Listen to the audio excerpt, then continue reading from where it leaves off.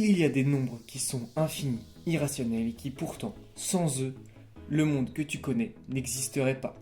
Je parle de nombres entre guillemets magiques, des nombres comme E, des nombres comme pi, racine de 2 ou encore i. Peut-être que tu en connais certains. E c'est l'exponentiel, c'est environ égal à 2,718. Pi c'est le nombre du cercle, c'est environ 3,14, celui-là il est super connu. Racine de 2, un peu moins connu, environ 1,44. Et i, il n'a pas d'approche, c'est le nombre imaginaire, c'est racine de moins 1. L'exponentielle, on la retrouve partout. L'exponentielle, on le connaît. Il y a derrière cette courbe, vous savez, la fameuse courbe exponentielle, où ça avance très lentement au début, puis énormément à partir d'un endroit au point d'inflexion, juste ici. Là.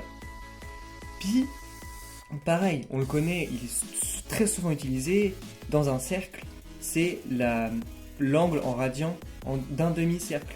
C'est l'angle c'est la longueur du cercle complet pour un cercle de rayon 1. Racine de 2, c'est un nombre qui a causé beaucoup de problèmes. À l'époque de Pythagore, on voulait... Donc Pythagore, vous vous souvenez, donc cette longueur-là au carré est égale à celle-là au carré plus celle-là au carré.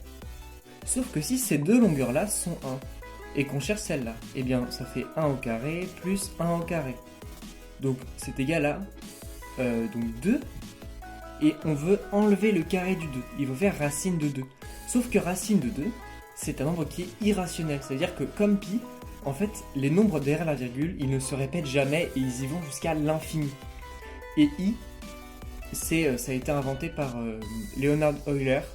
Et puis, donc c'est l'identité imaginaire parce qu'on avait besoin de ça pour certaines résolutions, notamment d'équations du second degré. Par exemple, regardez, x carré plus 1 égale 0. Bon bah, on se dit facile, x carré égale moins 1, et là, bloqué.